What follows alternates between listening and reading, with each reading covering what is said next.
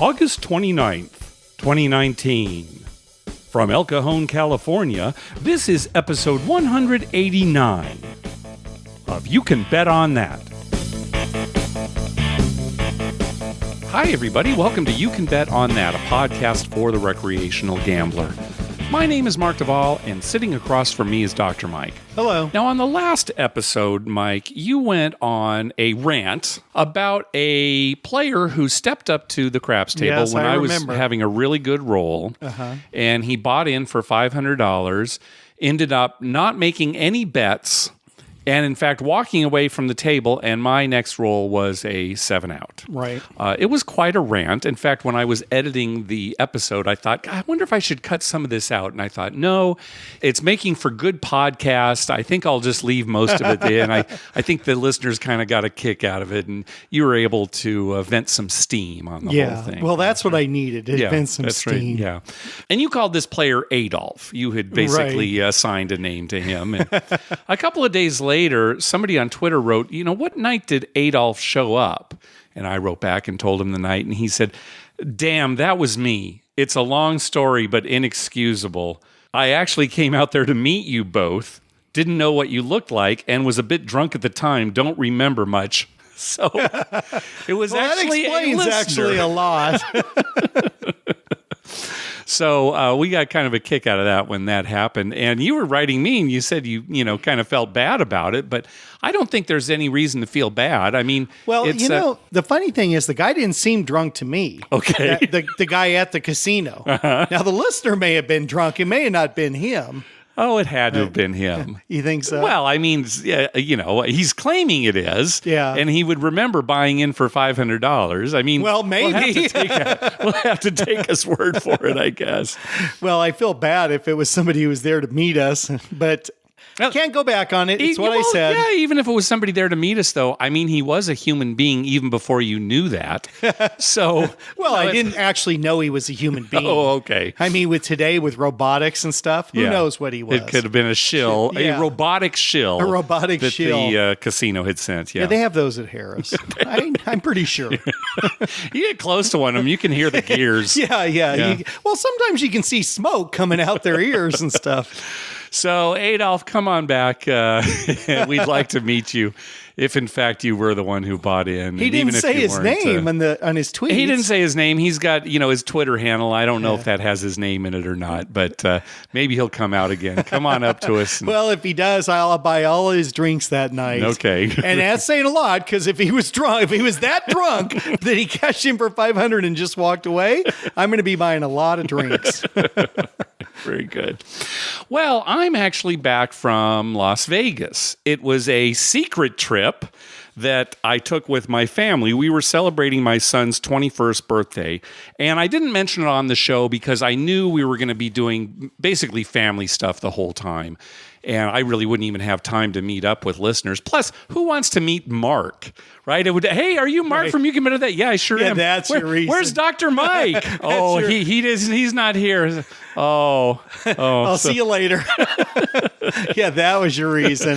But honestly, I was not at the tables very much. We were off doing other stuff. For example, we went. Well, you took your mom and dad, your sisters, your son. Mm-hmm. I mean, it's a family thing. Yeah, it definitely was. And you were spending most of your time sunbathing by the pool. No, but you're on the right track there. Okay. Yeah, we ended up going to the Mob Museum on Saturday, and of course, people have gone on about how great the Mob Museum is, and it really is. It's very interesting, very well done. The only thing I would say is we were there on a Saturday, and it was pretty crowded. Yeah. So it was maybe a little hard to get around, and you had to wait to see. You were there a long exhibits. time, it seemed like. Oh, for sure. You can spend a lot of time there. We were there between 2 and 3 hours, I think. Yeah. Yeah, it's very well done. So I would recommend that to everybody, but maybe try to go in the middle of the week. What were the limits on the craps tables? See, this is the thing. I was hardly at the craps tables at all. No, at the Mob Museum. Oh. Outrageous. I felt like I was being robbed. Oh, gosh. Yeah, you didn't play much. I could tell because I kept messaging you and you weren't playing. How's it going? We're at the museum. Yeah, right. I will say this, though, for the sessions that we had, I had only one losing session. And that was, of course, the last day, Sunday morning, when if you're up, you're not supposed to play at all. That was my only losing session. But, we had a very good time. And my son particularly liked Pai Gow poker. We played a lot of that. That's good. Yep. In fact, I texted you at one point. There were 3 hands in a row. I got queen high, and then on the third hand, I said to the dealer, please just don't give me queen high again. Jack high. Wow. queen high, jack high. And so after that, I was a little more clear. I asked for at least a pair. And but even that was a winning session, even with those bad hands. Nice. I told you there was one hand, too, in particular, where it was another player, but this player won with a 7-3 in her 2-card hand. It beat the dealer's 7-2. Wow. They both had straights or flushes. Yeah, it was something like that. Yeah, right. So that was kind of interesting. Probably the only way you'll ever play 7-2 on the top. Yeah, I can't imagine what else it would be other than a straight or a flush.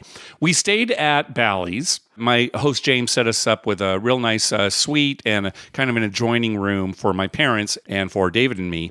And then my sisters were up on a higher floor. And apparently, overnight, that first night, the fire alarm went off on those higher floors. We were still in the same building. Right. But we didn't hear it on ours. And my sisters were saying it was so loud. Sometimes you hear that and it turns off and it's like, okay, it's nothing. Right. But it was so loud, you couldn't even be in the room. You know how that pitching, right? Wow. Plus, remember, Bally's is the old MGM Grand. Yeah, that burned with that down. Horrible fire. Right. Where, many people died. So they're thinking, well, let's, get down. And they were pretty upset because not a lot of other people were. They started heading down the stairs, right? Of course. Uh-huh. They didn't see a lot of other guests. Yeah, most people ignore those. Yeah, but I guess we've it was been in rooms sure. We just ignore it. But this was going so long.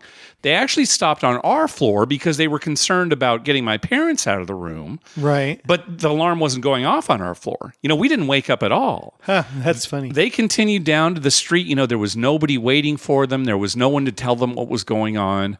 It was just a mistake. Well, right? Apparently it had to do with the overhead sprinklers. They were testing it or something. They never really got a good answer. Well, that's weird. But this is pretty bad. They're testing it in the middle of the night? Well, again, who knows what was really happening. But you would think that no matter what time of day, there would be personnel that as soon as an alarm goes off, they've got their suits on, their reflective suits, and they're going to tell people what to do, right? To get and so this was a pretty bad situation, yeah. So. Well, fortunately, it wasn't a fire. That's the good news, yes, right? Yes, because that would have been disastrous. Yep. Ruin your whole trip. Yep. And the other good thing is that it wasn't all the floors, because you could imagine the pandemonium. Yeah, going down the stairs and everything. Right, for a false alarm, basically. That would have been really bad. And you would think, and I don't know enough about fire safety, but you would think that if an alarm is going off on some upper floors, they'd also be going off on the bottom floors just to evacuate people. Right, to get people out. So, I don't know. Anyway. Yeah, well, it's probably a glitch in some computer, Mark. Mm-hmm. And you know how I feel about that. Yeah. So I almost guarantee that's the problem. Yeah. The reason we have a podcast is because of computers now. I know, and I'm not happy about that either, okay? I'd like to word of mouth. I'd like to just meet people and give them a podcast. Just hi. Or in the old days when people would exchange cassette tapes. Like, hey, you want to hear my podcast? That's right. Here's it along. My cassette tape. Yeah, I long for the days of Pony Express. Sure you do. And Morse Code. Yeah. Morse Code podcast. Sure. Yep, I know you do. That'd be a lot of tapping. One of the things we wanted to check out was the stadium gaming over at the Link. They actually call it arena gaming. And so we went over there. It's pretty nice. It's not terribly big, but every time we went over, there were plenty of seats. You can play craps, blackjack, baccarat, and roulette one at a time or all at once. Nice. In some ways, it was kind of crappy, though. First of all, okay, the craps was like a bubble craps machine, and there was a camera on it. and the overhead screen was all messed up, so you couldn't really see the roll. Yeah. And at one point, my sister was playing roulette, and in the middle of her roulette screen, the pictures of the dice rolling came up. Things like that. Oh, a computer glitch. Well, that's odd. The blackjack was not a live dealer. It looks like they had it set up so that it could be a live dealer, but in this case, it was just a computer. Uh-huh. And there was something interesting. Was it one of those real pretty computer girls? No, it was like an animated. It wasn't, one of the, like a real person. Yeah. Yeah. But the way that it worked on blackjack, I had never seen this before. You could play 3 hands, 1, 2, or all 3 hands against the dealer on any particular blackjack hand. And you could choose to make a decision on any one of the hands in any order. So you didn't have to start with like the one on your left. You could start with the one in the middle, then move to the one to the right, then the one to the left, however you wanted to do it. So depending on which one you chose to act on first, the community card, you know how those community cards come up on the stadium gaming, that would be the card that you would get. If you took a hit on the left side hand, you would get that first community card. Whereas, maybe my sister next to me, she's taking a hit on her right card hand. Well, she'd get that same community card. Oh, so it would be different. On that one. So even though everybody in this arena is being dealt the same initial 2 cards, depending on which hand they act on first, you could get a different result. I gotcha. But when it came to the dealer's hand, the dealer always got the same card for everybody. So it was like the dealer never got one of the community cards.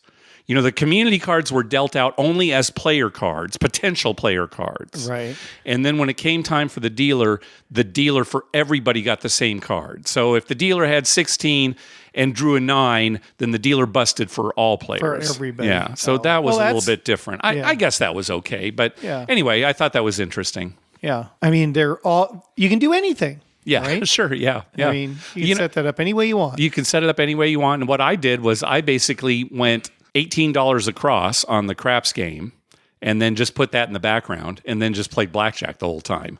And I would look down every once in a while. Whenever there was a 7 out, there was a button I could hit repeat bet, and I just, 18 across again. So well, you should have been playing roulette at the same time, too. Just pick one number and bet it every time. And just have it there. I should. Yeah, just, a quarter on it every time. Just so I could say it on the show, I should have had all 4 games going in some way. Right. But I didn't. No. That's too much. That would melt my mind. It was hard enough, just blackjack and craps. I can't believe it. I mean, I can't believe somebody could play all 4. We were there just a very short time. We ate at Giordano's the first night, which is the deep dish pizza place kind of right by Bally's. Right in the front there. We really like that. And my dad is not a fan of deep dish, and they have thin crust pizza that you can get there as well, too. And then the second night, we were only there 2 nights. We ate at Burger Brasserie. You know that. We've eaten there a few times. That's good. It's between Bally's and Paris, but it's really closer to Bally's. It's like right there. Right by Bally's. I know. But it's in the hallway on the way to Paris. It's funny because they used to call it a Paris restaurant, and even the brasserie, and now I think they actually said, no, it's part of Bally's because it is right there. Anyway, my host James, I had never met in person before. We talked on the phone many times and emails, that kind of thing, but we'd never actually met. So he came over while we were eating to introduce himself, and I introduced him to the whole family. We were talking about all sorts of things, and he was asking when I was planning on coming out again. And I said, oh, well, probably in October. Actually, my friend Mike and I were coming out for an event downtown. And he said, oh, what's the event? And I said, well, my friend Mike and I have a gambling podcast, and we're going down there. It's kind of this gambling meetup. And he said, oh, is it anything like VIMF, the 500 by Midnight podcast? And I was like, oh, my gosh. Yeah. My host, who, I had never talked about the show before, has heard of VIMF and 500. And I said, yeah, absolutely. We did our show at one of the VIMFs. This is sort of the successor to VIMF, we're going to the summit. So I gave him my card, and but he had heard of 500, but not us. Not us, right? So yeah. Boy. Well, we'll have to have a talk with that guy. So James, if you're listening, I want to apologize for not giving you much play this weekend. I even said, "Oh man, I'm itching to get to the table." He said, "I understand you're entertaining your family." So. Right. One thing at Burger Brasserie, Mike, and you'll remember this. I think if you're Diamond or 7 stars, certainly if you're 7 stars. They automatically, at the end of your meal, bring you a vanilla shake. Nice. Do you remember that? It's a little cup. It's not like a big cup, but they just bring it over. Right. It's almost like a sampler kind of thing. Right. Dad, you kind of remember Yeah, that's that just, now. gratis. So that's nice. They should pour it on a plate. Well, of course they did. That's how you should drink all milkshakes. It's just straight on a plate. Anyway, it was a good trip. Everybody won, which is pretty amazing. That's amazing. Yeah, because we're all playing different stuff. Mostly Pai-Gow poker for David and me. My parents, my sisters, mostly slots. But yeah, everybody came home a winner. So yeah, it was a good trip. Yeah. How about Elle?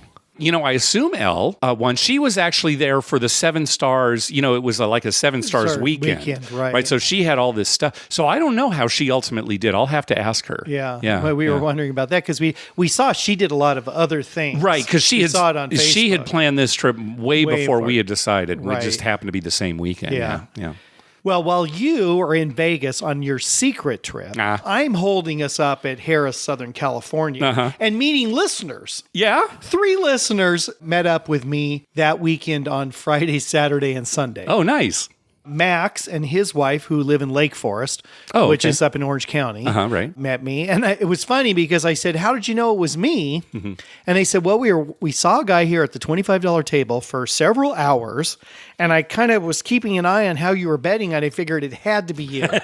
So he came up, and it was me. So, yeah, they were very nice. They didn't play, but we talked for a while. And then later that same night, Jason, who called once before about the 50-cent pieces. Oh, okay. He was the one who had talked about 50-cent pieces. Mm-hmm. He just came up to the table, started playing, and it turns out it was just him and I on that side of the table. Mm-hmm. And after a little while, he just looked at me and said, you wouldn't happen to be Dr. Mike? Yeah, I am. And so another person who just said, well, I figured the way you were playing. Anyway, we talked about his wife collecting quarters, bicentennial quarters. And then the next day, Rob from Texas just happened to show up on the table. Same thing. Saw, I see you where you're playing. Are you Dr. Mike? Anyway, he's originally from Northern California, but lives in Texas now. Okay. Or works in Texas. Anyway, he was out here. He had emailed us about a NorCal report. Oh, okay. Oh, so yeah. Harrah's, Yeah, that's Cal. right. Yeah. So, and all super nice people. And one other thing I got to mention happened that just fascinated me. All right. So a player a regular out at Harrah's, Southern California, whose name it happens to be David. Okay. So earlier, before I got there, earlier in the day on Saturday, he rolled 6 to the fire himself on a table. He told me it was the first time he's ever had 6 to the fire that he's been on or ever won any money on. Okay, right. And he rolled it. So then I got there later. It was a couple hours after he had rolled his fire. He came up to the table. He was rolling. He had 3 consecutive rolls of a hard 4 on the dice. So 4-4 on the dice. 4-4 on the dice. So what did that translate to? Which translated to a 2.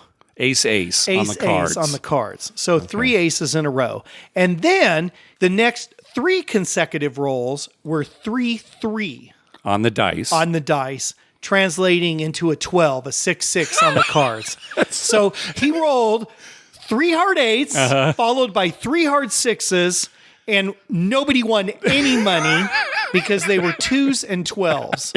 It was so ridiculous, Mark. I mean, and that was his roll. Yeah. He came out on a number, rolled all those 2s and 12s, and then 7'd out.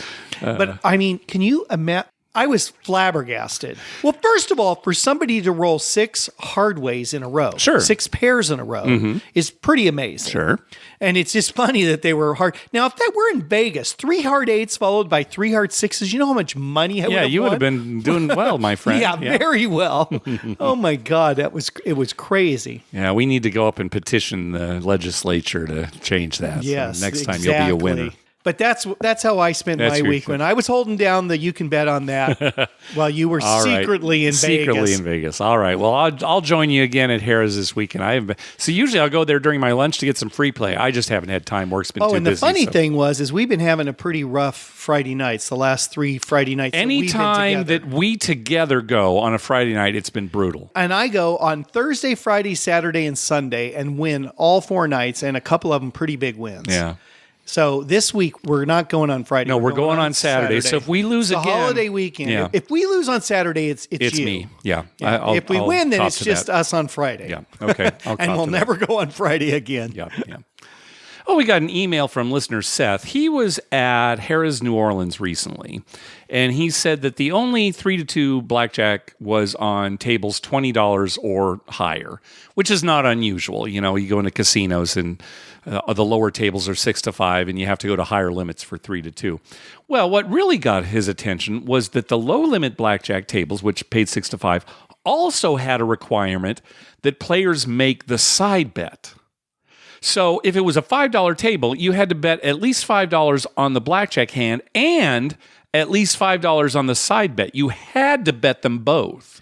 That's crazy. And he said that it was different side bets at different tables. It wasn't all the same side bet, right? But you had to do that. Now, I've never heard of that where you're forced to make the side bets. The side bet's kind of like a goofy bet with a high house edge typically. Yeah. So why would they force you to make that? Especially if you're paying 6-5. You know, if you don't want to pay 6-5 on your low limit, but you still want to cash in your casino, just make it 3-2 and then force the side bet. But both of them? Right. I guess if I had to choose, I would prefer 6-5 and not force them to make the side bet. Right. Rather than 3-2 and force them to. Because forcing anybody to make a bet. I mean, I understand, if you're playing the game, you have to make a bet on the game, right? Yeah. But extra bets, that'd be like going to the craps table. Well, sir, sorry, everyone has to take a hard 6. That's right. It's a requirement. Yeah.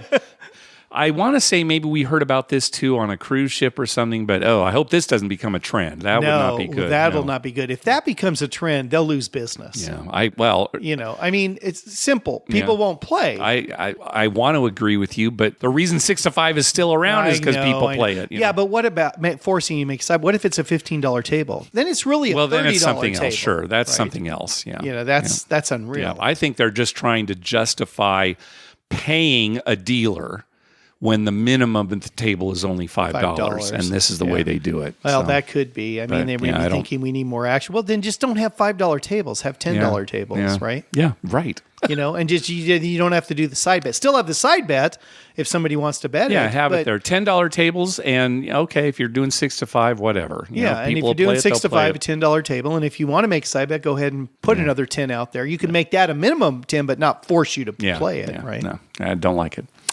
Well, remember we got a call recently from a listener who said he had a rude surprise when a video blackjack machine paid him 6-5 on a blackjack when the machine used to pay 3-2. He'd played it for a long time, and then suddenly one day was paying 6-5.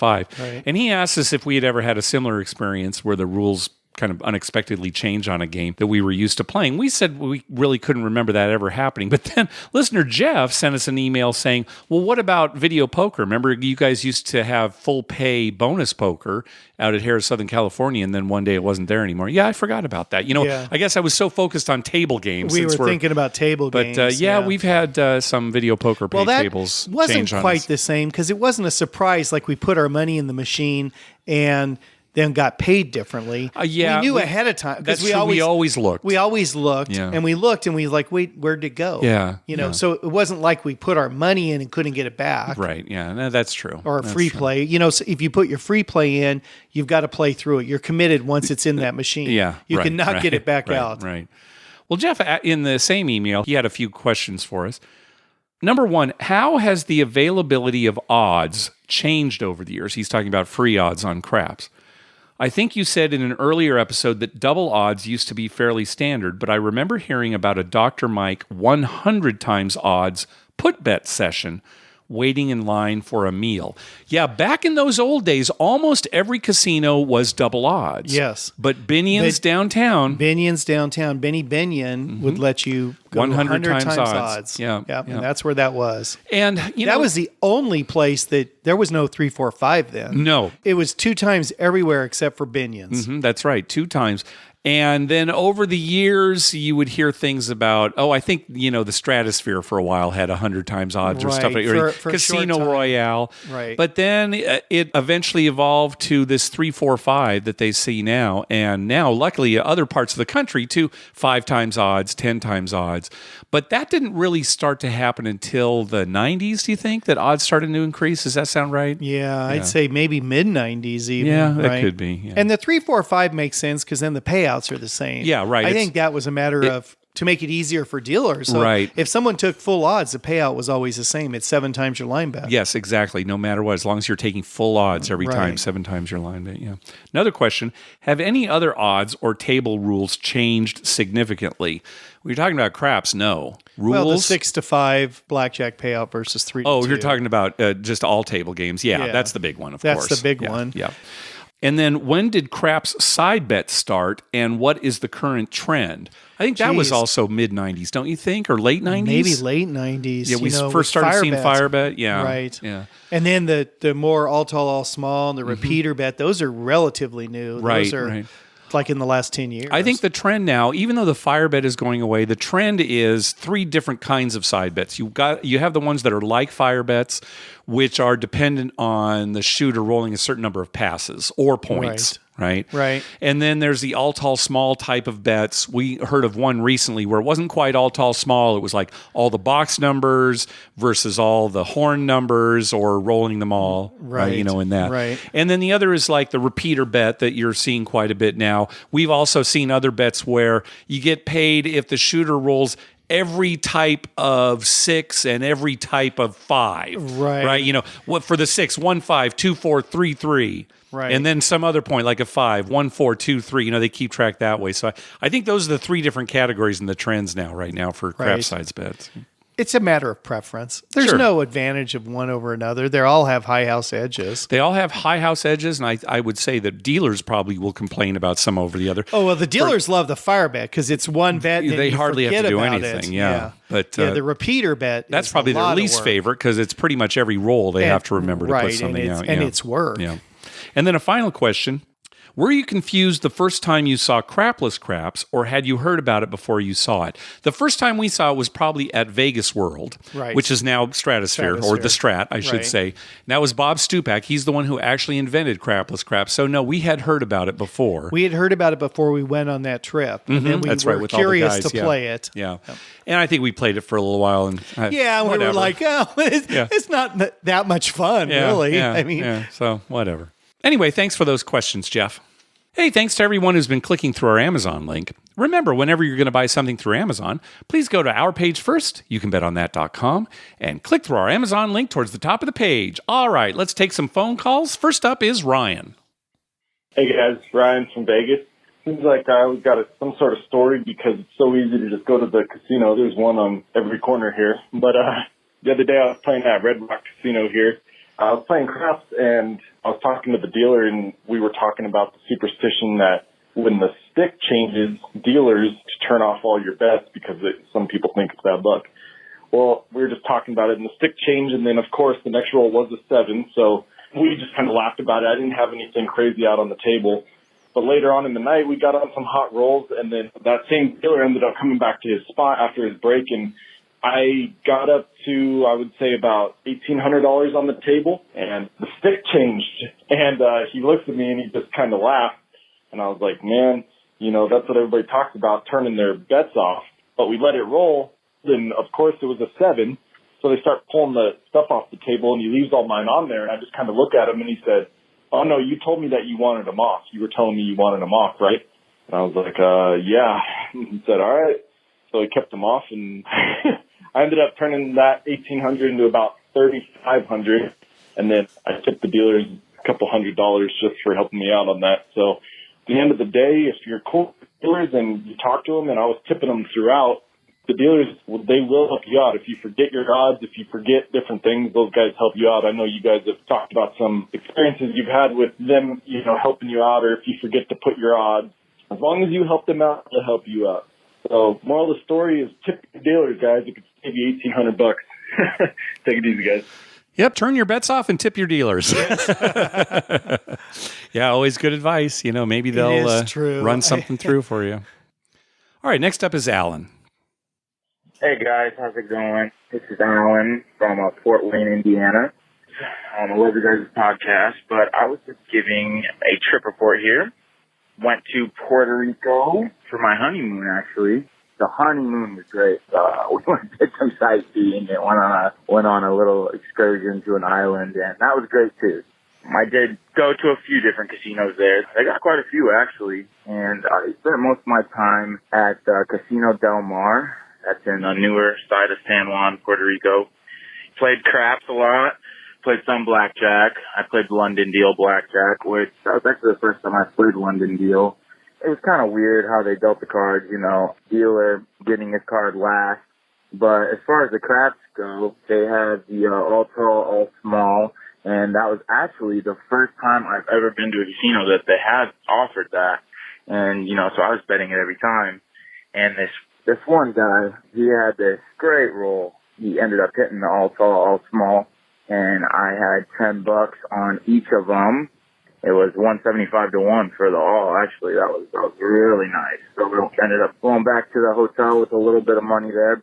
He had this system where he would do a 4-up and a 6-up. So it was a 10-up every time. And he'd set them, he'd touch the table once, then he'd grab them and toss them. And he had a nice clean roll, and it worked out great for him. It was actually a $5 minimum table, which was really nice. Played the odds. They had 10 times odds there. Yeah, it was a great trip, guys. All right, good. So thanks for the report. Yeah, I don't think we've gotten many reports, if any, from Puerto Rico. So no, I didn't know they had that many casinos. Yeah, there. 10 times odds and all tall, small down there too. So yeah, that's nice. good. And congratulations on your honeymoon as well. Yeah. What kind of currency do they use in Puerto Rico? Well, it's America, right? So I assume it's dollars. I don't think they have their own currency. I assumed it was dollars. Yeah, but yeah. I mean, I don't know if there's some local currency or something. Yeah, no, I don't think so. No, it's dollars. Yeah, well, that's nice. Yeah, because when you go seriously, when you're out of the country and you're somewhere else, it's that exchange money thing can get a little confusing. Well, of course, sure. Even just going up to Canada, right? Yeah. We've had listeners talk about it. Yeah, right. I mean, well, it's just it's like. You get kind of confused about how much you're actually betting. That's right. Oh, thank you, senor. Yeah. Right. All right, next call. Mark and Dr. Mike, this is longtime listener, first-time caller, Dan from Michigan. You guys do a great job. Throughout the day, I do a lot of driving. I've had a chance to re-listen to a bunch of your episodes. I was listening to episode 168 the other night, and it talked about scratching that itch. And I just wanted to leave you and the listeners a little something that I've been doing here in Michigan, and I'm sure it's everywhere, but it's a gambling league that was started in 2012, and it's run through a website called officefootballpool.com. And the beauty of this for me is I'm not the type of person that's very interested in fantasy. I don't have the patience. I feel like it's a lot of work. So this league offers a chance to gamble on every game while not having a huge risk out there. And what it is we have a host that runs the league. The website takes care of everything for us. The host sets an amount, and everybody pays their buy-in. And after that, everybody that bought in gets 1,000 shares. And starting week 1, which would be August 24th of this year for college football, and then in whatever the first week of the NFL is, starting with those weeks, Tuesday, Wednesday night, officefootballpool.com releases all the lines, which tend to follow the Vegas lines. It gives you the opportunity to bet over-under, money line, the spreads themselves, and then also do parlays, up to 10-team parlays. So you start the beginning of the year. The league we're in runs through the bowl season playoffs and then through the Super Bowl. And then, it pays out like a poker tournament. So just wanted to throw that out there to your listeners. It's officefootballpool.com. It's really turned it around for me as far as having something to do all year. Putting 5 points on a Maction game on a Wednesday night can be fun to do. So you guys do great. Keep it up, and thanks, guys. Yeah, officefootballpool.com. In fact, Vinny Chen's, who set up the podcast superiority pool that we're in, that's the website that he used. And you have a lot of options. For example, the pool that we're in, we're going to pick 3 teams each week, and it's going to be weighted. It's going to be against the spread and weighted, a certain number of points. Or you can go and just do a traditional pool, where, it's just pick them every week, whoever. Or something like what Dan says he's in, where it sounds like you get, all these fake dollars or, play money, and you can bet however you want the whole season. At the end of the year, see whoever has the most. Yeah. So it is a pretty good site. Yeah, check it out if you haven't already. Yeah, Dan's a person after my own heart. Because honestly, doing fantasy leagues, too much work. Yeah. It's a lot of work if you really want to keep up on it, and especially like fantasy baseball, making trades and watching everything. This is just fun that you can do at your own pace. Yeah. Which is nice. Definitely. And, it's funny because it's almost like the sports betting that we're doing right now, you and I, because we talk about it. Oh, we're doing good. We're doing bad. We're not betting that much money. No. We really are not. Not compared to what we play at craps. We really aren't. But still, we get really, excited about it. It's like, hey, did you see this? We're winning today. So well, it's something to do every day. Yes. Well, certainly during baseball season. Right. Yes. Shit, baseball season is great. Yeah. Well, football now, Thursday, I know you've Friday, got, especially if you include Sunday, college. Monday. Yeah, if you include college. It's like Tuesday and Wednesday are the only nights you're not doing anything. That's right. And you're probably going to be betting on, NBA and That's hockey. right. And hockey's coming up now too. Yeah. All right. Next call. Hey guys, it's Adam from Connecticut. Just calling to discuss some place betting versus the pass line. I actually had a dealer down at Mohegan Sun last weekend explain to me that unless you're taking 5 times odds, it's not really worth playing the pass line. You're better off just waiting for the point and then placing some numbers, so, going inside. I switched my strategy. I was only playing the pass line if I was the one shooting, and then I was sometimes not taking odds, sometimes taking odds, and then placing a bunch of numbers. My question for you guys is, if you guys are playing a similar strategy, and let's say the come-out roll is a 5, do you place the point number, or do you place all the other inside numbers?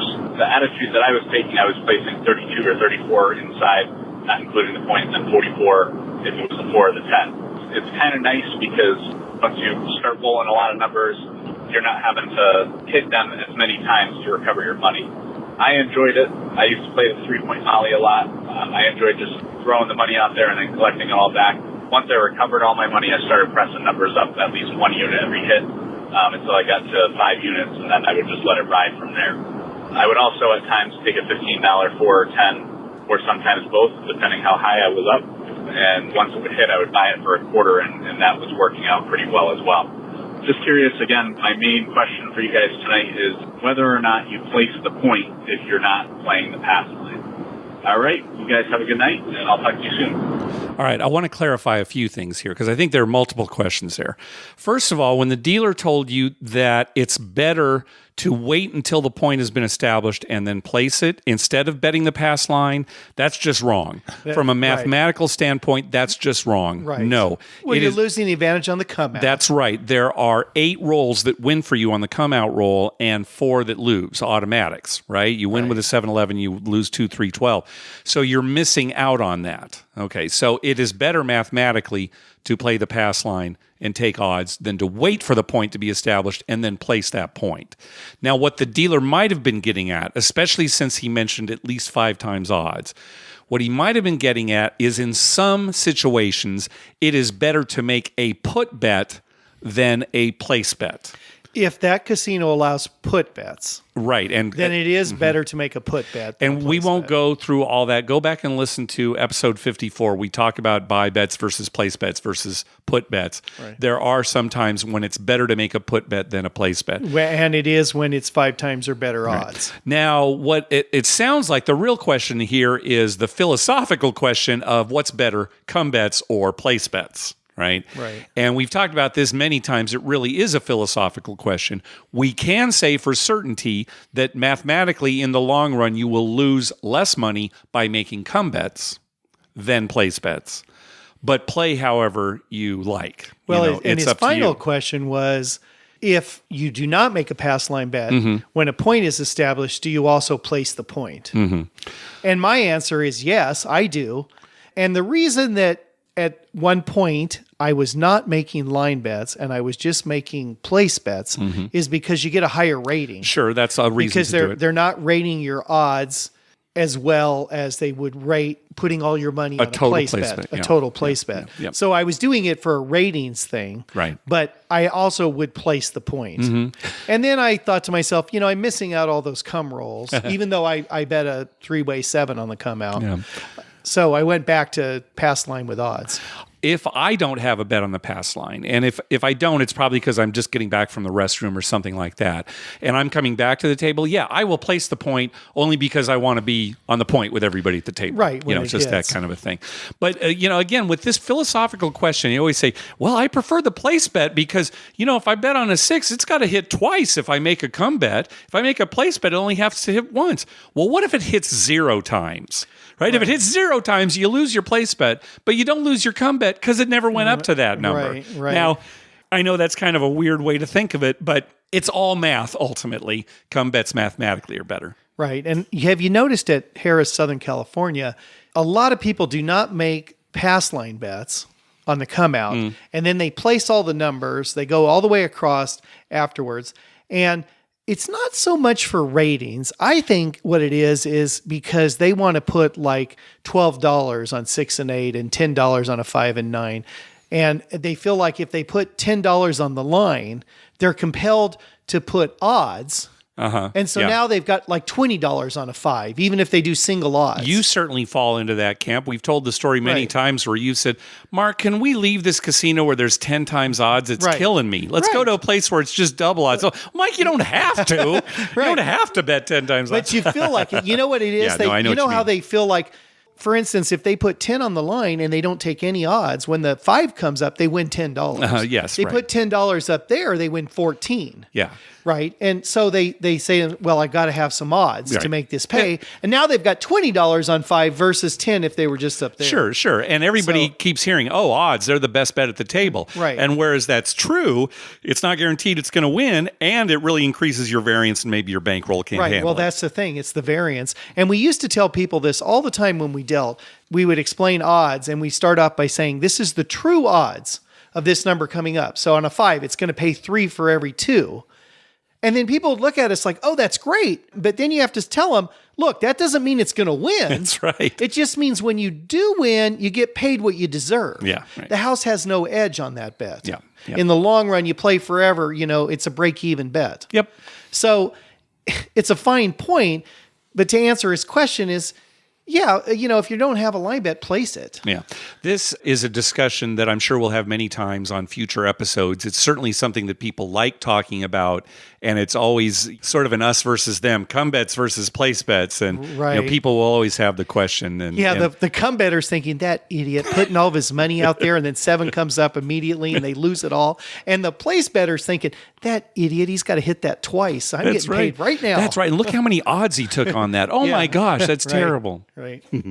All right, next call. Hey, Mark and Dr. Mike. Hope things are going well. We had to Vegas. We went to Bally's, and it was a pretty busy night, and they didn't seem to have a boxman between a couple craps tables. I guess the pit boss, was sort of floating between them. Didn't really provide for a good overall experience, and I wanted to see if you guys ever saw that or dealt with that. It's not, something that you'd expect in Vegas. I know it was a weeknight, but still, some might expect on a smaller casino or something like that. Overall, I really didn't like it. The dealers were nice, but it just some slight mistakes, and just the organization, I think, wasn't as good as it could have been. So hopefully that's not a continuation thing and just sort of a one-off, but if you guys ever saw anything like that, just let me know. Thanks again. No, boxmen have been disappearing from the craps table. This has been going on for a while. No, I don't like it either. You know what I don't like? First of all, you don't get a good rating when they've just got a pit guy floating between 3 tables. Mm-hmm. There's no way he can watch what you bet, right? Because he's over there talking to some guy. He has no idea what's going on in yours. And they come back and the dealer's like, they say, how much did that guy bet? I don't know. You don't get accurate ratings. That's why our ratings vary so ridiculous. When there was a boxman sitting there, he could actually input into the computer terminal right at the table what people were betting. And Mike, I don't have any figures to back this up, but I would guess, one of the reasons they've gotten rid of the boxman is just so they don't have to pay somebody, right? But I would guess that the number of mistakes that a box person would see and find that dealers are making would more than make up for the salary. I'd say triple. Yeah. Honestly, they make so many mistakes now. You and I have seen so many mistakes in the last 2 or 3 years. And remember 20 years ago, 10 years ago, we didn't see very many mistakes. No, that's true. Because the boxman always you would caught catch it. that. Oh, you got to. Oh, there's it's wrong there. Yeah. He pointed out. Oh, you got the odds wrong. Yeah. So especially when I'm betting a lot. Mm-hmm. The boxman was always watching because they don't want to screw up on, a $500 payout or something. So they were always watching. Now it's like, oh my God. Yeah. And things happen where they don't pick up line bets after a 7 out. Mm-hmm. Sure, just stuff like that. Yeah. They don't pick up comebacks. Yeah. Mm-hmm. I mean, there's just all kinds of stuff because the dealers are busy and they're doing a lot. And without a boxman there to say, hey, you missed that or something. Plus, I think, honestly, if nobody's watching, people get lazy. That's like true in any too, job, sure. right? Yeah. And they just get a little lazy, a little lackadaisical, and they're just going through the motions, and that's when mistakes happen. That's why I don't understand why casinos, I'd pay a boxman. Yeah. But it is a trend. Yes. And we certainly see it. Oh, It's almost unusual now for us to see a boxman, a dedicated boxman, somebody who's sitting there the whole time. Right. Yeah. Well, when you see Caesar's Palace and there's one guy running between three tables, it's like, and sometimes you buy in and, they give you your money and they take your card and they set it on the table and it's like 5 rolls later or 3 shooters later before the guy come. Now, who is this? Who bought in? What'd they buy in? Drives me crazy. Yeah. All right. Next up is Robert. Hey, guys. Robert from Tennessee. I recently took a trip to California. We stayed a week in LA. We decided to head over to Morongo Casino. We're craps players, so it was unfortunate that we found out when we got there that they haven't offered craps in, I think they said 7 years. But then we decided to go to San Manuel Casino, got there, and we played some craps, and it was the first time we've ever played card craps. But we very much enjoyed the card craps. It wasn't as bad as I expected. I was very nervous about attempting it. We stayed there maybe 3 or 4 hours, had a good night, ended up losing, of course. And on our way out, we stopped at the comp station, decided, we'll never be back here, so let's see what kind of comps we have. Luckily, we all got free spins, and everyone won $20 of free play. So my new fiance, we'd recently got engaged on the trip, actually, so very good trip. She hit the slot and actually won all of our money back, around $300, $400, and my friend, he actually won his money back. So it ended up being a fantastic trip. Love California. Wish we could have went south to your part of the state, but it was a good time, and if anyone's ever in Tennessee, Cherokee is by far the best casino in the area. I would steer clear of Rivers and Murphy. They only have maybe one craps table, and the minimums are always outrageous, $15, $25. And the staff there, in my opinion, is not very nice. So appreciate it. Love it listening to you guys. Thank you. Yep, always good advice, especially at a place you've never played before. Certainly get the player's card as soon as you go in, and when you're about to leave, swipe that card in one of those kiosks. Maybe you'll get $200 worth of AA batteries like I did at resorts in Atlantic City. So that's always good advice. I meant to ask you, by the way, just real quickly, did your son get players cards in all the different casinos? We only played at Caesar's properties. Oh, okay. Yeah, I mean, really, we did, it was just basically Bally's and the Link. So did you check his points at the end? I haven't even looked. Yeah, here I am saying to do this, but I'd just be curious to see what he got. Yeah, I'll have to look that up. I don't know what it was. Yeah, see what his rating was. It turns out he's like diamond. Yeah, it's already. What? Right. He's getting up while you're sleeping. That's right. So anyway, congratulations, Robert, too, on the engagement. All right, next call. Hey, guys. My name is Mark. I just started catching your podcast a little bit. Really enjoy it. I'm out more in the Midwest area, kind of with Chicagoland. I played blackjack mostly. What I was wondering, do you guys have a good resource as far as ace tracking? I don't do anything really as far as counting, maybe just a little bit, just watching more for the little cards. Anyway, I wanted to learn a little bit more about that. I can usually have a decent idea about them, but lately it seems like when I know they're coming, it ends up on the other side of the table of blackjack. Anyway, I was wondering if there's anything resource you guys have for that. Get a little better at it. Thanks a lot, guys, and I'll be listening. Thanks. Bye. Yeah, so ace tracking, or ace sequencing, as it's called, is a way of predicting when an ace is about to be dealt in blackjack. The concept is that you keep track of cards that go on top of aces in the discard tray.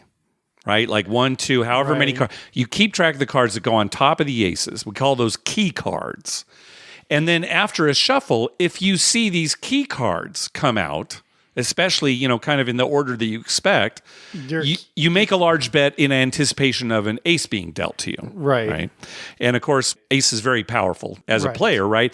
In fact, when you know that you're going to have an ace as your first card dealt, your advantage over the house goes to like 50%, right? It's huge because, you've got a good chance of getting a blackjack, of course, right? So now, of course, the accuracy of the ace sequencing is going to depend on how good or how bad, that's really the important thing, the shuffle is. Right. So, and a hand shuffle is going to be worse than an automatic shuffle typically, machine. That is going to be the case, right? So depending on how good or bad the dealer is at shuffling, some tables will be better or worse than others.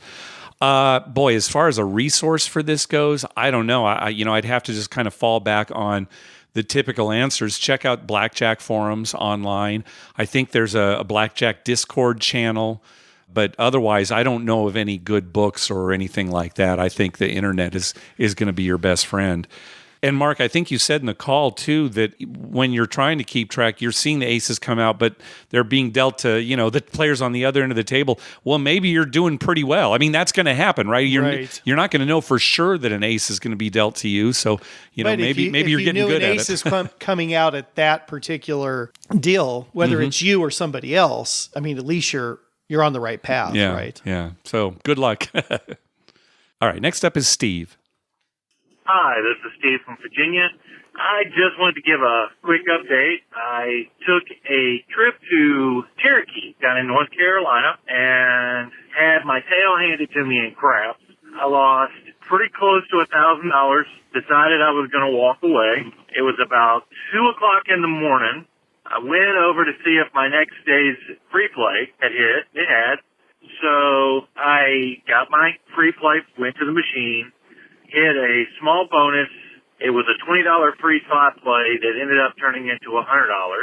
So I cashed that out, and I was walking over to the food court and happened to see a Return of the Planet Moolah Invaders type slot machine game. Took that 100, stuck it into it.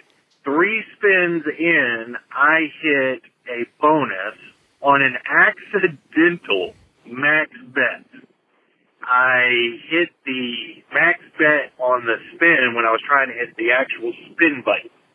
It went into a bonus and gave me 400 free spins.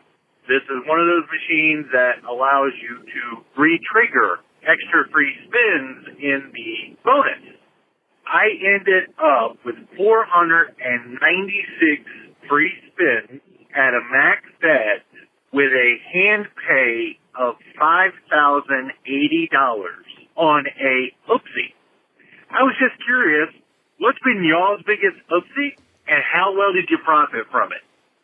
Anyway, enjoy the podcast. Keep it up. I've done that before, but it seems like every time I accidentally hit max bet, nothing happens, right? Nothing comes up. I can't think of it ever helping me. Usually it's me going too fast and deleting the 2 pair that I had. Oh, yeah, that's something like that, too. Right, on video poker. Like, nothing here, and delete it. It's like, wait a minute, I think I had 2 pair. Can you think of a case, though, where you made a mistake in your betting somehow, machine, table game, whatever, and it helped you? No. I can't think of either. Yeah, I remember going with my dad once to a casino, and he doesn't, play very much at all.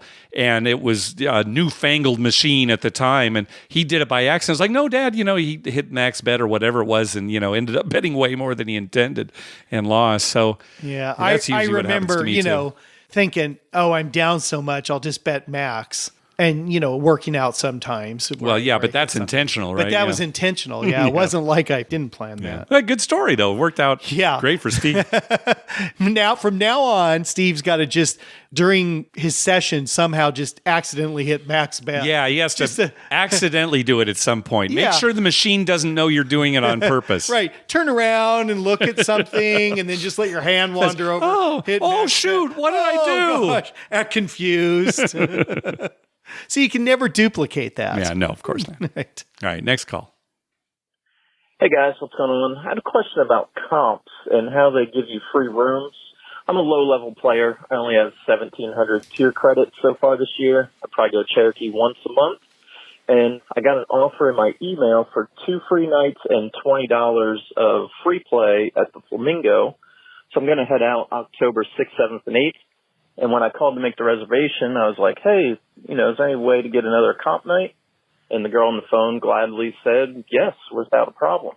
So just curious, at my level, is that something they normally do, or Vegas slow that time of year, or maybe because it's the Flamingo, they're desperate for people? I don't know.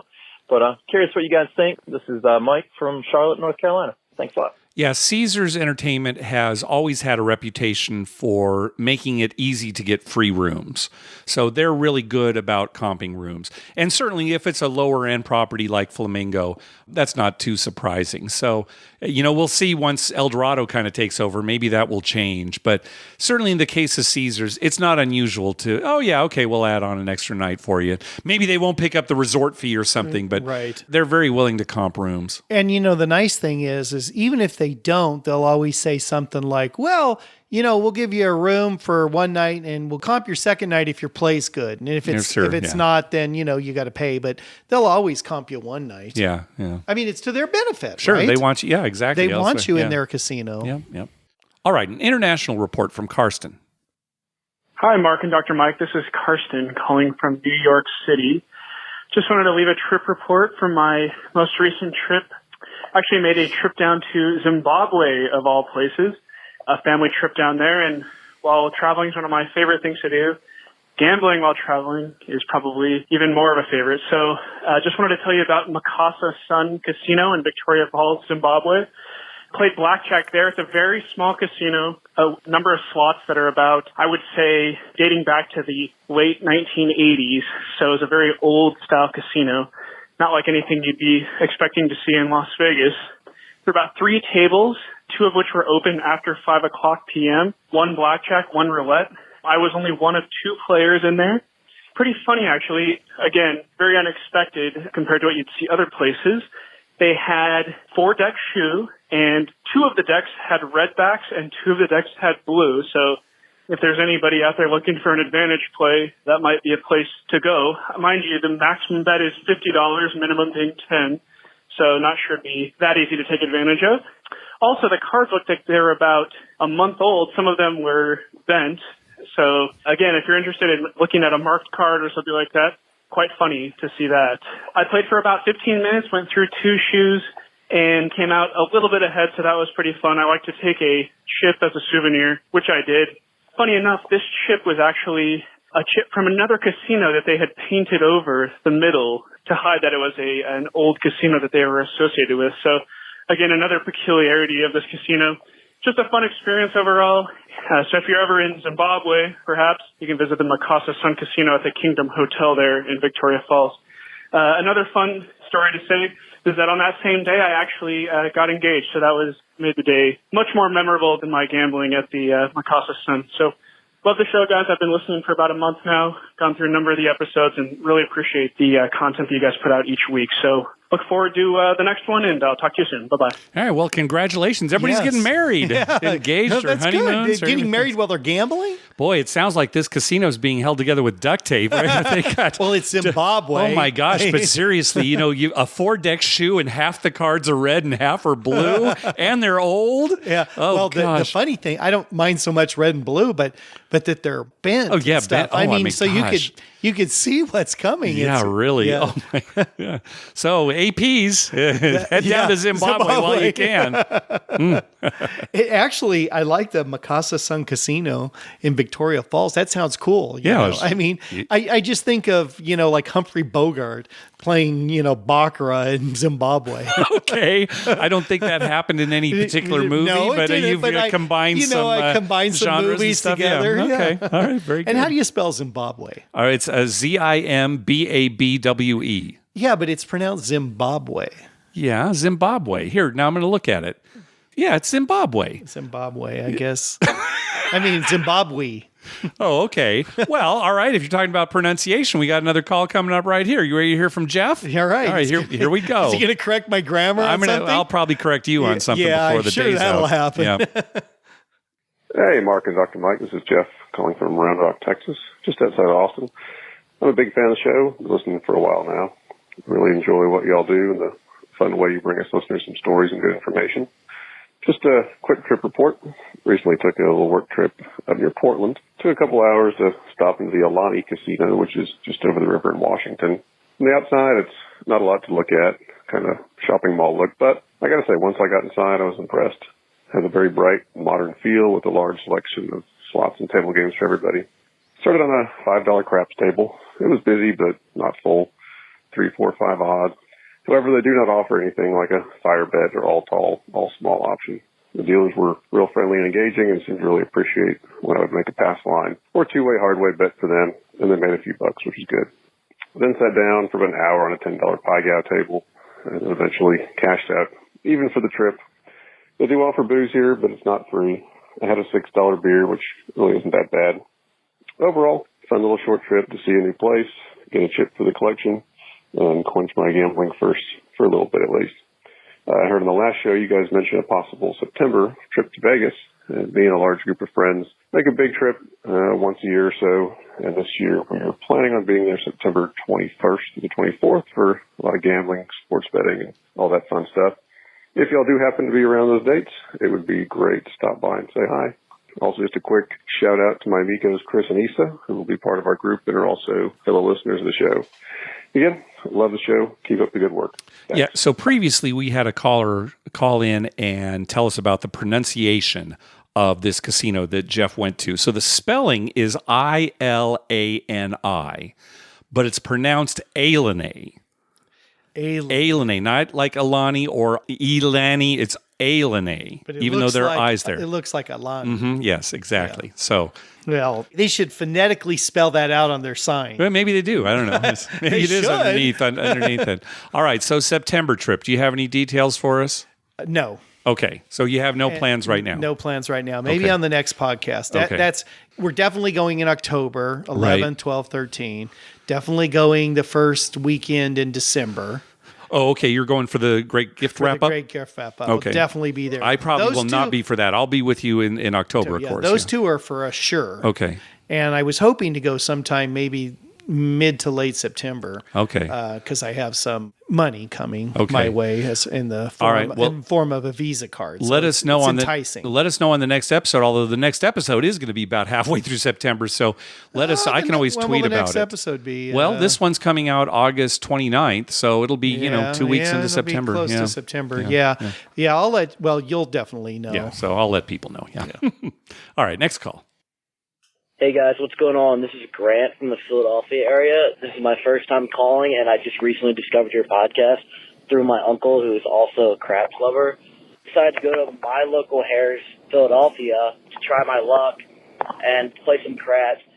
Pretty cold table, lost almost all my money, was down to my last 15. I had 10 on the pass line, and the shooter shot a 6, so I threw 5 on the hard 6.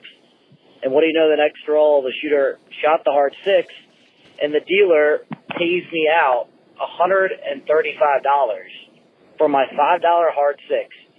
So I picked up my money and went to the cashier and got out of there. I was ended up around $250 on the night, which is a decent amount for a college kid. And I was just wondering if you guys have ever had a dealer pay you that much. I've had blackjack table dealers accidentally pay me twice, but I've never gotten paid close to $100 more than what I should. And that dealer I've seen there before, he's been there for a pretty long time. So I hope they don't get in trouble for that if they do get caught. But yeah, guys, I really enjoy your podcast. Thanks. Have a good one. Yeah, we've gotten overpaid on bets before. It sounds like in this case, if it was $135, that's what a $15 hardway would pay. Right. 150 minus the 15 that stays out there, so 135. So either... Yeah, I was trying to figure out if he got confused like a $25 chip with a $100 chip. But I couldn't come up with any way that would work. I think the dealer thought it was $15. Or Grant, maybe you had $15 in the hard way, you didn't know it. But sure, mistakes like... Now, if there was a boxman on the table, well, that wouldn't have happened. Right. Say, hey, you overpaid that. Well, there's a lot of ways that could happen. That could happen just by somebody having, a brain fart and paying too much. Mm-hmm. It could happen by somebody's $10 hard way got pushed onto yours. Exactly, right. The dice hit or something, sure. It's like, oh, he's got 15. Yeah. Who knows? Yeah. But... we've had that happen. Yeah, sure. Okay. Yeah, it keeps happening. Keep listening to our episodes. You'll hear some examples. Quite a few times. All right, next call. Hey, Mark and Dr. Mike. This is Charles from Wisconsin. And I had a crazy afternoon practicing video poker for my upcoming Vegas trip. Within the course of about 12 minutes, I hit 3 separate royal flushes, which probably means that I'm not going to hit 2 pair while I'm there. But what are the odds of doing something as crazy as hitting 3 royal flushes in the course of under 15 minutes? It's got to be astronomical. Thanks for answering my question, because I am just like, what on earth just happened? Love the podcast. Bye. When I saw this, on your notes, it says Charles hitting 3 royals in 12 minutes. Yeah. I'm like, what the, because I'm thinking it's on a machine. Right. And then when he says it's, and it's some app. Just software, just practicing. Software, I was actually relieved. I know. It's like, now you don't have to get angry. I know. Every bit of my intestine was puckering up. Right? Every single small, large intestine, they were all condensing into a small cube. Yeah. And I was like, oh, God. All right. Well, anytime you say, what are the odds of something happening, you need very specific numbers. So let's see if we can kind of crunch some numbers here based on what Charles said. I'm sure you can. You love these calls. You probably sat at your desk and figured it all out. Let's talk about some of these numbers. All right. You're going to hit a royal flush in a 1 out of approximately 40,390 hands. Okay. That's the odds of just hitting a royal flush. I'm beating the odds significantly. Yeah, I might be too. All right. So assuming you're playing a hand every 3 seconds, and it could be more, could be less. I don't know. If you're on your phone, it might be faster than that, but we'll just use 3 seconds. That means in 12 minutes, you'll play 240 hands. All right. Now, without going into any additional math, because it does get a little complicated, the chances of hitting exactly 3 royals within those 12 minutes is around 1 in 29,129,540. And now that's assuming that your practice software is randomizing the same way a real video poker machine does. Right. So I don't know what kind of software. That's assuming a lot. That's true. I mean, maybe the software is set up to give you a royal, one every 2,000 hands or something. I don't know. But so again, 1 in under just 30 million. So now, if I was writing software for an app that you could practice video poker on, honestly, every once in a while, I just have royals come up just to make people happy. And, randomly, you could hit 4 in a row. Oh, no, I was dealt a royal. Oh, I'm dealt another royal. I would just do that on purpose. That would be the little devil inside me. All right, so that's the Dr. Mike software. If I were writing the software, I would deal the player borderline hands that they need to practice a lot to know what to do. Right. Oh, do I keep the 4 to the straight, or do I keep the 3 high cards, things like that. Yeah. I would overemphasize those hard to play hands, because you get a pair of 3s with no straight or flush possibility. That's pretty easy. You keep the pair of 3s, right? But I'd put tough hands. You'd put a pair of 8s on either end, and the middle 3 cards are 3 to a flush lined up, like a straight flush, 5, right? 6, 7. Yeah. Well, exactly. That's not a good example. Maybe like a king, queen, jack, and then 2 8s on the end. Right, something. That'd like be that. the one where somebody's thinking, well, do I keep the king, queen, jack, and go for the royal, or do I keep the 2 8s? Yeah, right. What makes more sense? Right. Although, I mean, in that case, maybe you clearly go for the royal. Right. Well, but I know what you're getting at. Yeah. What if it was king, queen, 10 of hearts? You still go for the royal. You still go for anytime. Yeah, pretty. If you're talking about a jacks or better type of machine, if you have 3 to the royal, chances are you're going to keep those. Okay, so what if it's a straight? What if you have 8, 8, and you have 2, 3, 4 spades in the middle? Yeah, see, that would be something that would be a good. Dilemma, that right? was. So those were the kind of hands that I'd put up there. Right. Exactly. And the answer would be keep the 8s. Yes, I think so. You had a better chance of hitting 3 of a kind. I think in that case, 2, 3, 4 suited versus the 8s. Yeah, I think it's keep the 8s. Keep the 8s. I'll check afterwards, and if I'm wrong, I'll just edit this out. Okay, but see, that would be the thing that people need to practice. That's the software I would use. Yeah, so you'd want to teach them, and I'd want to inspire them. Inspire them to lose their money. Yeah, I'm going to sit there for 100 hours because those royals are coming, baby. All right, next up is Matt. The audio gets a little bad there. I think he was maybe walking. The wind was hitting his microphone or something like that, but I think he'll be able to pick it out. Hi, Mark and Mike. New listener here. This is Matt in Northwest Pennsylvania. Not a lot of casino play around here, pretty much just Presque Isle Downs and Erie. But I have a question that one of my buddies told me about bonus play and slot play that I wanted to see if you guys had any input on. He swears that the free play for the slots is calculated based on whatever your first slot action is when you enter the casino. So him and his wife start out by going like $5 or $10 slots, play a little bit, and then they go down to the nickels and pennies or penny slots, and they get way more slot bonus play than I do, where I pretty much would just stay at the nickel slot range.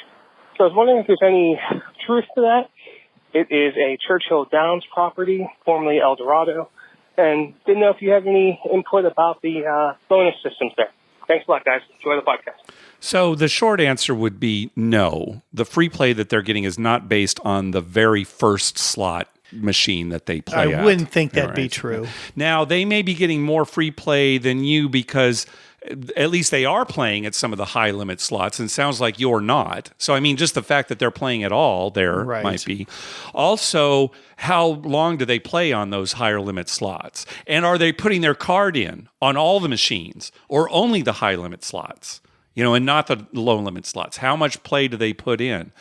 But to just answer your question, no, it wouldn't be based on what they're first playing on slots. Now, table games, that's a different matter, because that, other than some tables that now have these RFID chips in, the actual chips, where they know how much you're betting every hand, if it's just a pit boss, entering your data in, then it might make a difference if you're making a big bet right away. Yeah, because that's what they see, initially. Yeah, they usually see your buy-in, then they see your first few bets, and this guy's a quarter player, and he's betting $75 every hand. And then they walk away. Yeah, that's what I was getting at that's before. What you're saying, and they walk away, and then the guy goes down, now he's betting $10 on the $10 limit. Yeah. He's not betting the 75 or 25, but it stays in the computer until somebody actually changes that. That's right, yeah. So, table games, totally different. I always tell Mark, make your first craps, your line bet more. Mm-hmm. Yeah. And, and if we ever get on a hot roll and I start pressing, I call attention to it. I say, I call the pit over. We know them all. So, we joke about it, but we're serious. Yeah, we are. Like, hey, look at what I'm betting now on the 4. Yeah, exactly. Yeah. All right, next call. Hey, guys. This is Alex from Maryland. Just a quick question and then a quick story. Obviously, when you have a come bet with odds and the player hits a point and then has a come out roll and rolls a 7, your come bet is going to lose and your odds are going to push. I find this to be the bet that the dealers miss the most often. And so my question is, should you tell the dealer? Is it in your benefit or is it not? I know on one hand it's a negative EV game, and so picking up your odds and getting those back is going to be good for you, but you're also losing that come bet. So should you tell them or should you not? Forgetting about the fact that maybe 3-4 rolls later they might notice their mistake. But at least in the moment, is it something that you would point out, or would you just let your bet sit there and see what happens? My quick story is this. I always think it's silly when the dice goes off the table, they hand it back to the pit boss who carefully examines it. They kind of look a little bit goofy. But for the first time, I actually saw the pit boss take the dice out of service because it, had gotten a little bit of a chip from falling off the table and hitting a chair. And so she called over all sorts of people who needed to approve it before they could take the dice out of service. But I will just note that she did let the shooter finish his roll with that set of dice, and the very next roll, 7 out. All right, guys, take care. I'm trying to think, Mike, have you ever been at a table where they have removed a single die from play? No. And you know why they won't do that? Because the die have a number on it. Yeah. So there's 5 dice out there, and they're like number 512. Mm-hmm. And so if they took one die out, then there'd only be 4 to choose from, let's say.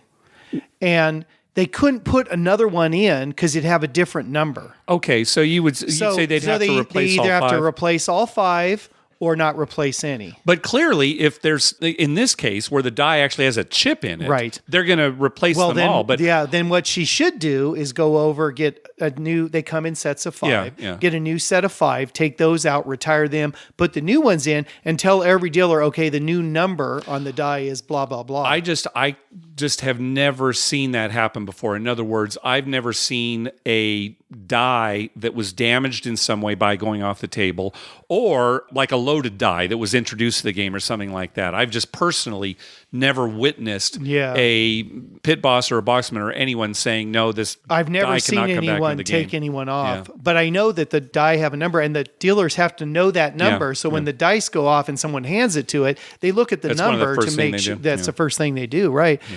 We'll have to ask one of our dealer friends at Harris, Southern California, if they've ever seen it. Because they've even though we play a ton, if you've worked for so many years, you may have seen that. Yeah, we'll try to check. Now, as far as come bets go, you're absolutely right. Dealers failing to take away losing come bets because of 7s on the come out roll. Easily the most common mistake that you'll see dealers make at the craps table. Yeah. Now, should you call attention to it? Absolutely not. If you're just talking about what's good for you financially, if you've got a moral reason and you want to tell them, okay, that's fine. But no, you should not tell them, because here's the thing. Again, your odds don't matter. The casino doesn't have an edge. You don't have an edge. It doesn't matter. But that base come bet is getting another chance at life. Right. You should have lost on that. And now you still have the potential to win. Right. It's going to depend on what the number is, what the odds are going to be of you winning, but it's got a second life and it can stay out there. Now, you may, roll your eyes when you don't call attention to it, and then, once the shooter establishes a new point and then just 7's out, right then you lose all those bets where you would have gotten your odds back. That happens. But no, don't call attention to it. But if you don't call attention to it and the next roll it comes out on a 9 and the next roll's a 6 and you win your 6 bet with your odds, then you look like a genius and you come down, right? Right, yeah. So that you're giving that base come bet another chance at life. Yes. What happens is, some guys got, especially at a place like Harris, Southern California, there's not too many come bettors. Yes, right. And there's more place bettors, so they tend to forget about the come bettors. Mm-hmm. And then there's some idiot who's got like a $90 three-way 7 on the come out and $126 in action on the horn bet. And the dealers are so fixated on that idiot. They're fixated on, what's that idiot going to pay and how much do I have to subtract that they completely forget about. The come better just sits there meekly, just right. I hope pretends like he has to go to the bathroom. Oh, I hope they stay up. Oh. All right. Rob's got a question for us. Hey, guys. This is Rob from New Jersey. I called beginning of July.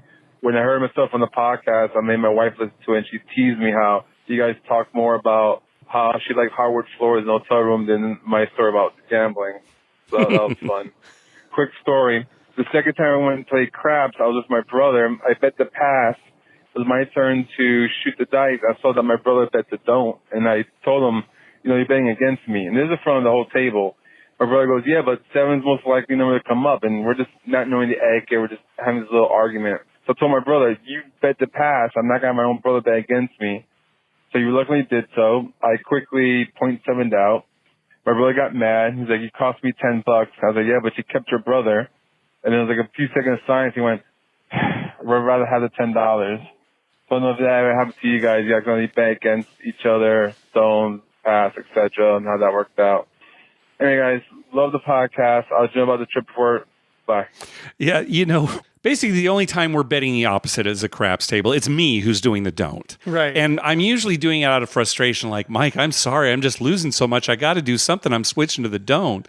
And we never really take it personally. No. Yeah, we never, cheer. In fact, when the other one loses, we kind of feel bad. It's like, okay, we won. Oh, yeah, sorry. The only time we really tease each other is when I have a come bet and 11 is rolled, and I'm the only one who won. I will pick up my winnings and hold it in front of Mike's face and go, ooh. And I'm thinking, wasted roll. Completely wasted roll. I got nothing out of that roll. Well, Rob's going to love this. Huh? Because my wife and I and our children went up to LA on my daughter's birthday. Mm-hmm. We went to Universal Studios. Okay. And my brother just happens to live like less than a mile from Universal Right. Studios, his house. We stayed overnight and we went to breakfast with him, dinner that night and breakfast the next morning. Anyway, we stayed at a hotel down the street from his house. Okay, sure. I mean, like a half mile down the street. And we walk in, and the first thing, the girls were all excited, hardwood floors.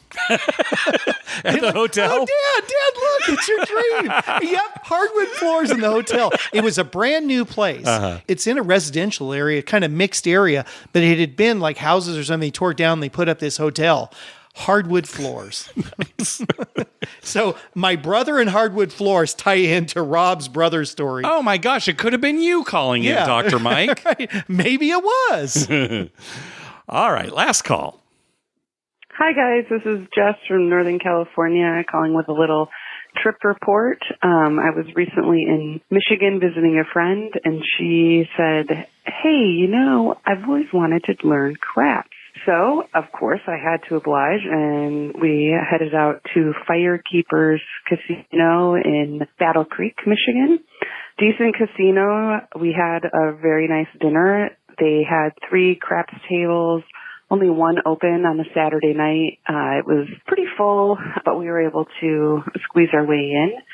The craps went okay. I usually just play with $200 and see how long I can make it last. And after about 4.5, 5 hours, my friend was ready to go, and I was down 100. So I count that as a pretty nice investment in my own entertainment.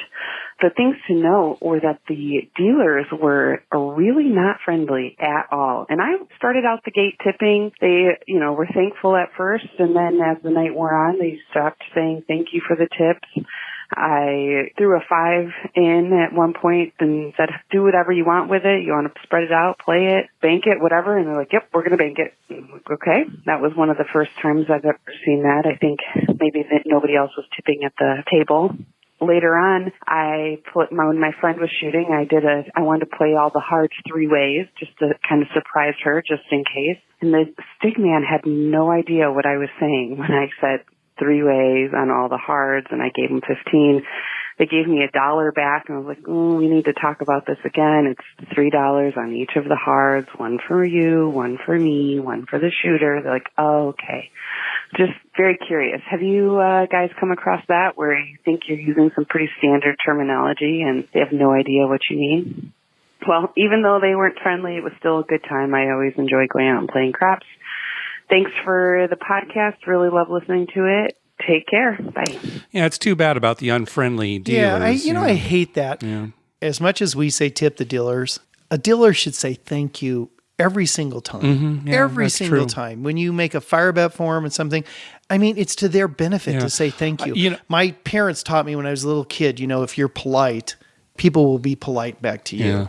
Yeah. Maybe they miss a thank you every once in a while, but if they actually stop, they get to the point where they're not doing it anymore, right. You just stop tipping. That's all you can they're do. hurting themselves. Yeah, It's weird. As far as the terminology goes, we've definitely been to some casinos where we will say something that we typically say at Harrah's Southern California, and they won't know what we're talking about. A good example, Mike, is turning red. Right. At Harrah's, if you say turning red, that means you want a hot bet on the 7. Right. And it's really clear. But it comes out of your mouth. You don't even think about it. We've been to other casinos. You'll say it. They don't know what you want. Yeah. They're like, what? Also, 3-way, there's so many ways that 3-way can be interpreted. Right? 3-way, like you could say a 3-way 7. Well, that's 3 separate bets. Or a 3-way hop on the 6.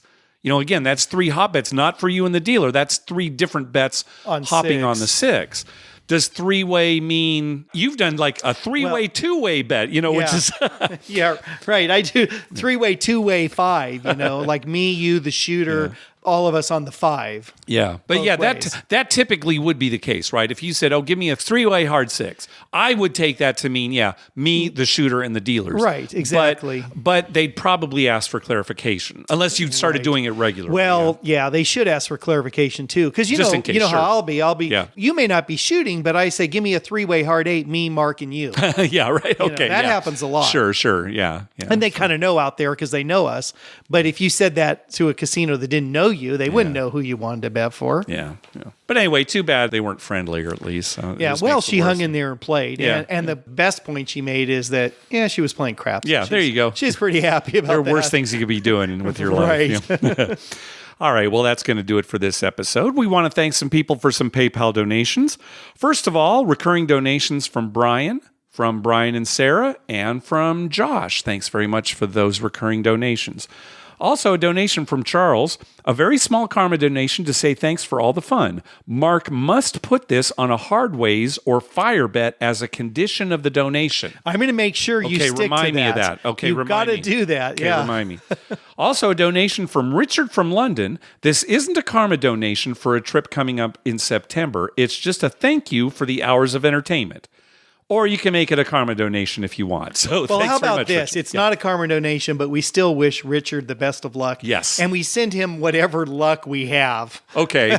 Which is... karma? Yeah, some karma, I guess. Okay. Also a donation from Eamon. Karma donation for a September 6th trip. Please don't let Dr. Mike put this on the hard ways. Thanks. Okay. Oh, so I'm going to keep track of that. You keep track of that. But Charles and Eamon, they probably brothers.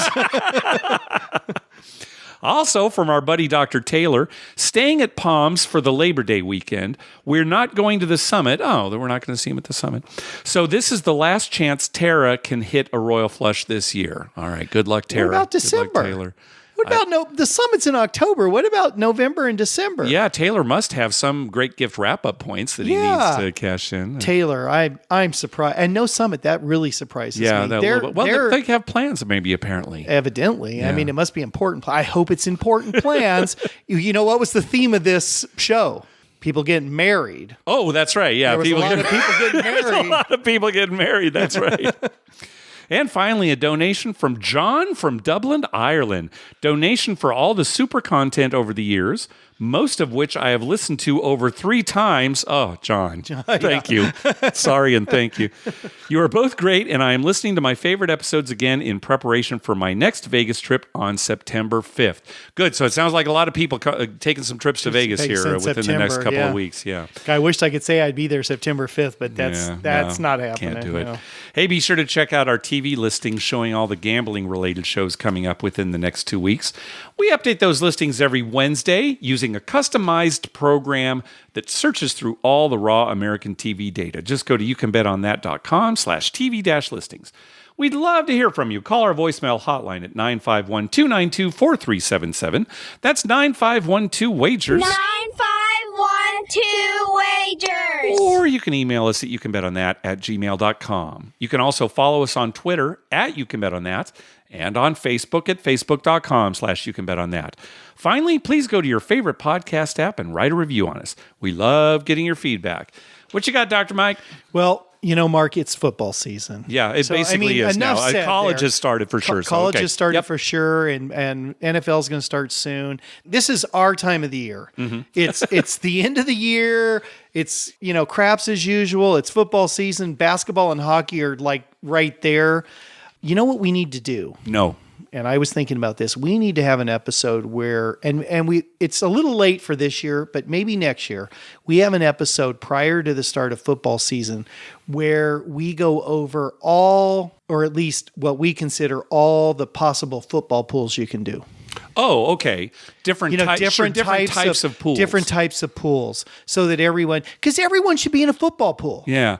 That's a very good idea. I'll put a note, Mike, to remind us next year. Maybe we'll do it over the course of several episodes. Yeah. Like the 6 episodes leading up to football season, we talk about a different kind of football pool. Of football pool. Okay, that sounds good. And good. explain how it's run and everything, because some of them are pretty easy to run. Sure. Some are very complicated. The college football pool I'm in, the guy who runs it, he does a ton of work. Yeah, it's maybe overly complicated, but I know what you mean. It's overly complicated, and he does a lot of work, but it's challenging. So if you're into college football, it's great, but it's a ton of work for him. Not so much for us people who are in it, but he has to coordinate a lot of different things. But there are some that are very simple. Sure. That anyone could do very with easy, 10 of their friends or, 5 of their friends. And it makes football so much more fun. Yeah, it does. I mean, I love football anyway, But having a pool, you know me, I've got like a spreadsheet. I know. I mean, Mark faxes me these spreadsheets. I know. Once every again, day. I'm sitting here and, we're listening to phone calls and I'm thinking, Mike, are you paying attention or are you looking at the baseball scores? I'm looking at the scores and I'm filling in the spreadsheet. But I love doing that. I don't know what it is about that. I love having a sheet All right, with all these things on it. I will make a note. I'll actually put it on my phone so it reminds me next year, and we'll start doing that as a week or every episode. A good thing for people. Okay. I think. Yeah, sounds good. And if anyone wants something now, they can email us. We can email them back, or Mark will email you back. A particular kind of football. Oh, if you got a question about a pool, yeah, how it's run or whatever. Sounds good. All right, thanks for listening. All right, talk to you later.